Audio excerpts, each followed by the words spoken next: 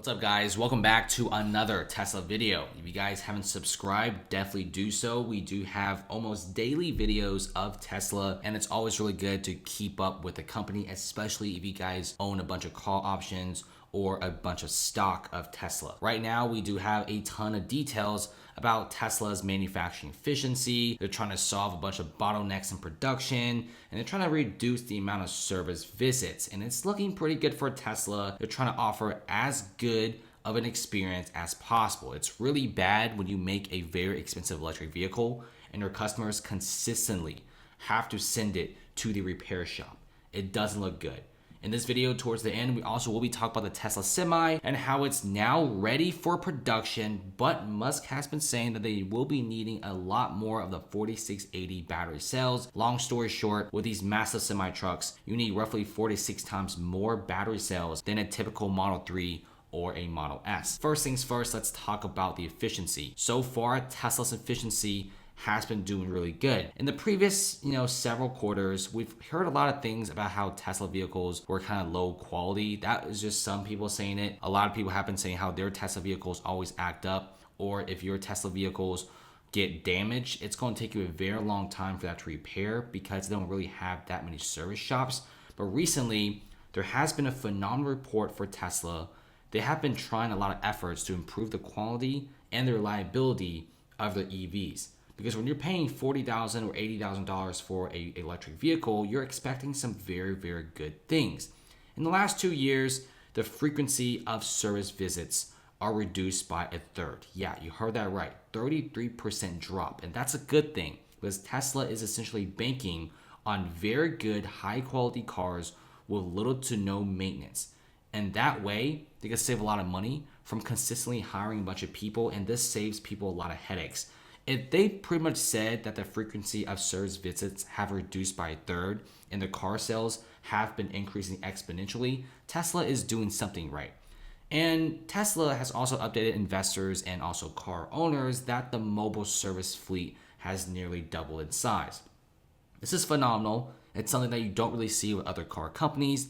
Overseas, you do have NIO. It's a luxury Chinese car company. And the first thing they ever did was announce a mobile service fleet, and people absolutely loved it. Right now, Tesla has the same thing. And this mobile service fleet is essentially a van. There is someone inside that could definitely help you fix your car, etc. And the fleet is responsible for fixing smaller things like scratches, little dents here and there, and also some cosmetic issues. It can also perform basic tasks like 12-volt battery replacement, and they can also do a tire rotation.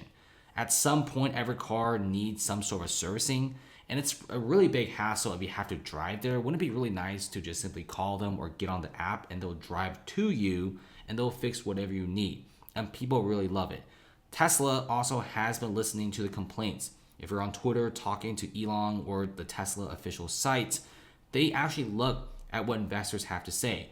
Right now, they're hiring more and more mobile technicians. And also Tesla is planning to open one service center per week. That way, all the Tesla owners, if something really big or catastrophic happens, they could easily get their cars repaired and fixed and ready to go. One of the biggest gripes about Tesla previously was investors and also car owners who have bought Tesla.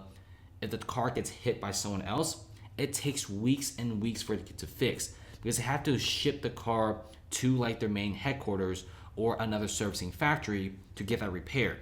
Now they're trying to reduce this timing because in the very beginning, Tesla didn't really have good logistics. Recently, their logistics have been improving. I'm really excited to see what they have to offer with them increasing the mobile service vans and also with the cars becoming better in efficiency and quality. I think Tesla is making a good choice here.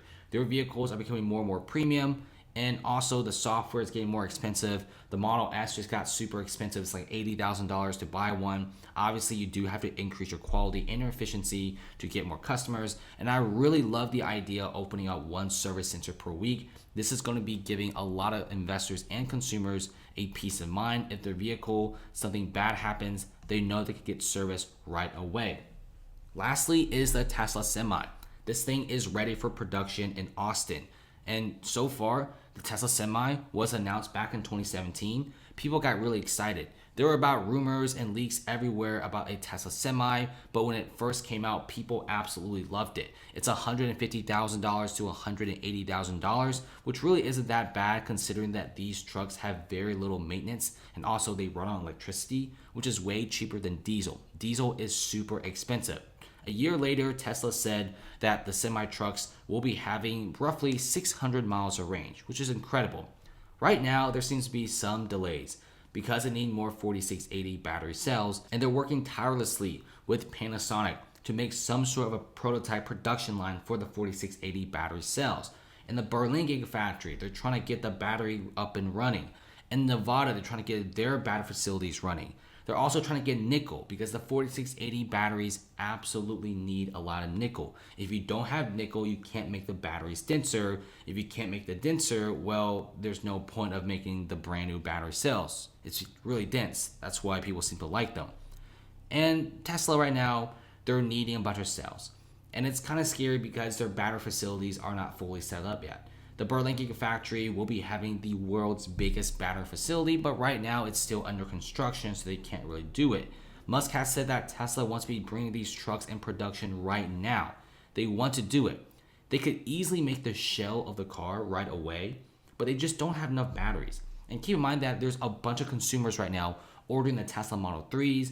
In China, the Model Ys are being sold out so quickly to the point that if you want to order a Model Y over there, you have to wait till Q2, which is the summer of this year. Tesla is absolutely trying to get as many battery cells as possible.